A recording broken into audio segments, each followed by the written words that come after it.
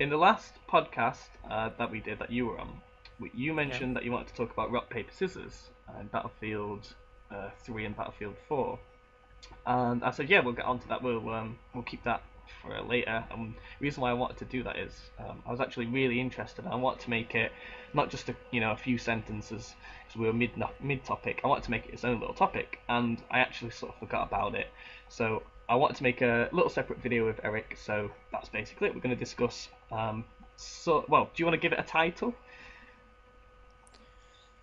Yeah, we could just call it rock, paper, scissors.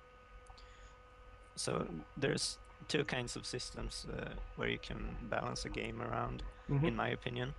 And the first one is where everything is equally balanced, Yeah. and the other system is where they have advantages and disadvantages compared to each other and in the way that they pair up in a conflict. Yeah. Which one does Battlefield, or say, let's talk about Battlefield 3 first of all, because I think that was sort of a, I think it sort of had problems with its balancing throughout, but I think currently, in my own opinion anyway, it's a lot more balanced than Battlefield 4 is at the moment. So whereabouts would Battlefield 3 have fit into those two groups, and sort of how well was it doing in its group? So Battlefield seems to have taken pride in their design uh, and always talking about the rock paper scissors gameplay, and that's been mostly revolving around the air gameplay compared to land gameplay and infantry Yeah. gameplay. So there's supposed to be some kind of balance there. Uh, and in Battlefield 3 we didn't have as many boats and as many variations within each vehicle group. So it was more simple and less complex. So obviously now with Battlefield 3, it Yeah, usually went that well, at least in my games, it usually meant that the air was sort of vital to keeping the really heavy ground vehicles at bay. So, for example, the choppers would come in and sort of, if you own the air, you'd be able to help out your infantry taking out the tanks and the IFVs, and that would allow your infantry to sort of hopefully overcome their infantry. So, sort of trickle down effect from the sky downwards. yeah. Um, so it seems now that with Battlefield 4, they've sort of reversed the roles. So sort of uh, the ground vehicles have become a lot more powerful. So we see boats with uh, what are they, passive radars or active radar missiles that can easily take out any sort of helicopter leaving a base before it gets a chance to fly off a carrier. That's just one example. Yeah, so they've introduced a lot of counter mechanics from land to air and from air to ground, and also for the boats that you mentioned. Mm, So one of the main things that holds up the infantry, ground, and air balance from earlier games is that vehicles usually use hills and so on to uh, protect the line of sight compared to infantry players. sorry, So I missed that there. They usually use hills, was it? yeah, Okay. they use hills and, as X Factor calls it, they pillar Yeah. and take cover behind them, so the infantry can't shoot back with RPGs that are slower traveling projectiles. Yeah. So that's one balance where the land has an advantage over infantry. And then you have air that's covering the infantry with another line of sight from above where the hills don't matter. Yeah. And then they are supposed to target these hiding vehicles and take them down. And the infantry on the vehicle team, the land vehicle team, they are trying to keep this sky watcher out of the sky. Yeah. Yeah. So that's the core balance that worked quite well. Yeah. And then they kind of stirred it up with additional things now. I really, really like the boats, and I like the addition of an attack boat. to Battlefield. I don't necessarily like the way that they've implemented it, but I like the idea of it. So is this always going to be a price to pay in balancing, adding extra if you want to add extra things into a game, or is it necessarily just the way that Dice have implemented it in Battlefield 4? Do you think? I think the boats themselves don't have a significant advantage really. But if you look at all the unlocks that they've put into the boat, makes them way more versatile, and they can take on both helicopters and even jets. Yeah, And they can also take on infantry very well, and also occasionally take down tanks and IFVs. So they've given them a lot of weapons to work with. yeah. I don't know. It just seems like whenever I have a really long spree in attack boat, it's took nowhere near the skill it would have done, like say in a tank to survive as long as I have against people C4 in me or that sort of thing. And they had like less gadgets in Battlefield 3 to take out armor, I think. So, hmm, I don't know. That's just my opinion. What do you think to that? The problem with targeting a boat, at least usually for me, is the wave height and Yeah, variation. So you can't always lead your RPG uh, consistently to hit the boat because you never know if the next wave is gonna be a high one or low one, or if they're gonna try to speed away or yeah. anything.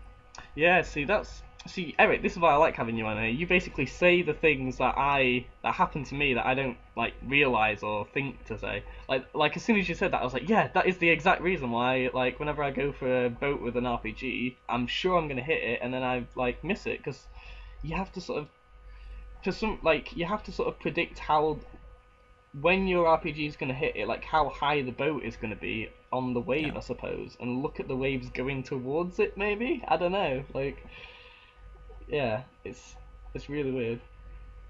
it's a bit tricky. Yeah, especially as it's on top of the water as well. If it was like sort of, if we're in submarines, I suppose it'd be like simple. It'd just be like you're in the air, but because it's on top of like floating on the water and it's bobbing up and down so much. Yeah. How do you think they could have implemented the boats then and have them really balanced? So to have the rid boats and the attack boats come in, how would they implement an attack boat but have it really balanced? Hmm.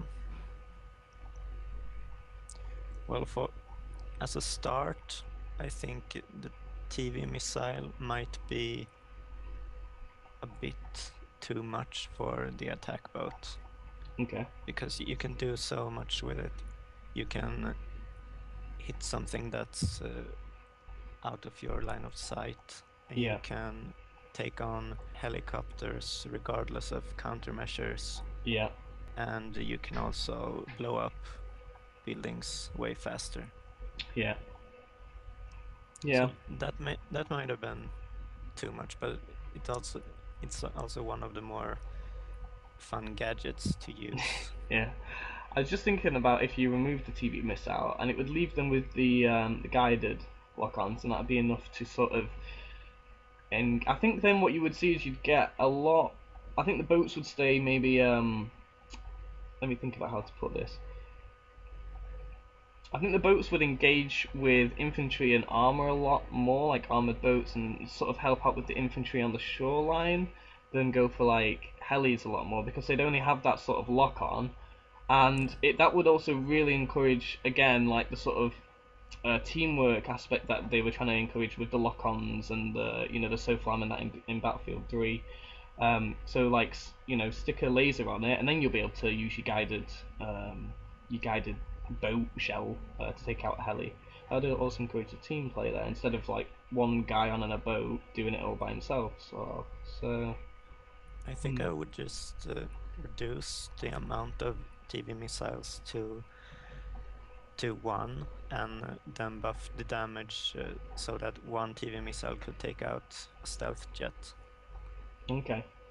or maybe also, yeah, stealth jet or jet ski would be good. And then they Hmm. could finish off uh, enemies within the line of sight with the main cannons, Yeah. or vice versa. You start spamming the main cannon at something, and then they hide, and then you can shoot one TV missile, but not two. Yeah, yeah, that makes That's sense. how I'd balance it. I like. I'm a bit more mean. I like the idea of just removing the TV missile and forcing everybody to change their change their play style a little bit. Yeah. So that's what I think about the active radar missile. I would have it removed altogether. So, Eric, are we okay to sort of give a few examples of the rock paper scissors for Battlefield 4, just so that people can get a clear understanding if they've never heard of this concept at all, just so that they can get a clear understanding. So, is there any sort of, I don't know, maybe certain, like exact maps where you could give me an example, or just just some examples of it actually that we could recognize? I just start with the main concept of, the game where you use your hands, because Right. it's quite well balanced, and then we can just apply it to other Yep. situations.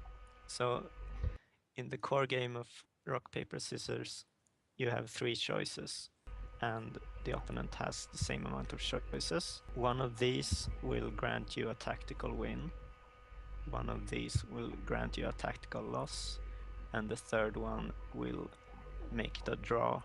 Yep. That's the main concept. So if we apply it to this kind of land, anti-air, and air mechanic Mhm. in Battlefield 3, Yep. you'd have main battle tanks that were good against the anti-air, Yep. and then the anti-air would be good against the air vehicles Yep.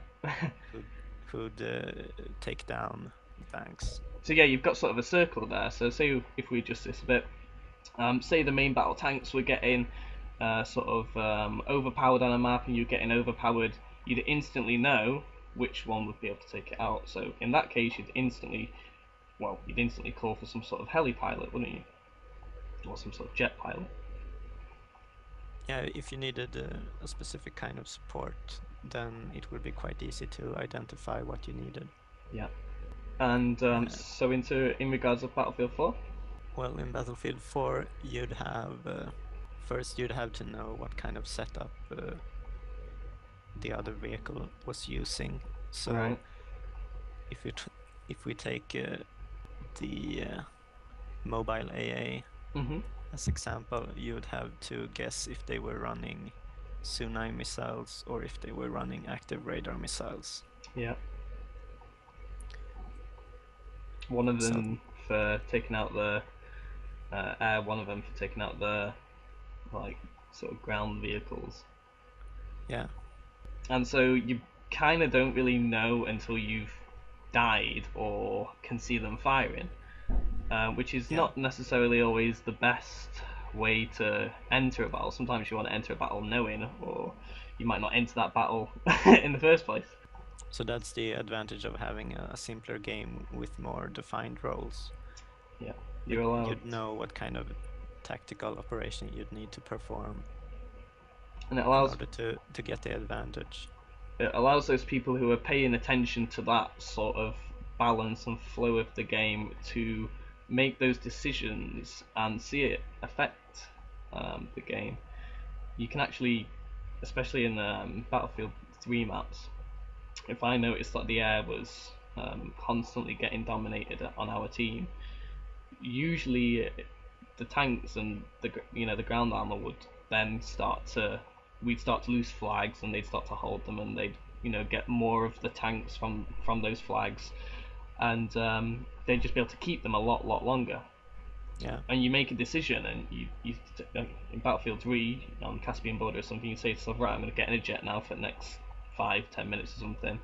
You'd go into that jet expecting that if you were to do really well, you'd expect maybe by after 5-10 minutes the ground situation to have changed.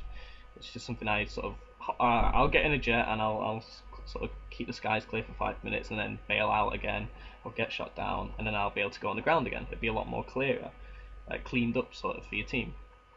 yeah. Whereas now it doesn't really sort of seem to have that effect anymore. One person. I've talked about it previously where I was talking about the attack boats, one person having that sort of effect on a team. That's different. This is a person deciding sort of tactfully, and it's not as if like the decision to go in a jet is going to change it. No, they've got to then be able to perform obviously in the jet, and they've got to be able to take out they've got to be able to have dogfights and keep the air clear, and that all takes skill. But one person can make that decision and change a game if they've got the skill. It seems now like you can't really. The decision now is to like choose what vehicle you're gonna sit in the whole game or something. I don't know. If I like choose to sit in an attack boat, then if I go like to certain places on the map, I'm pretty much not gonna die really, unless I like get attacked by like I don't know 3 boats all at once or something like that. Yeah.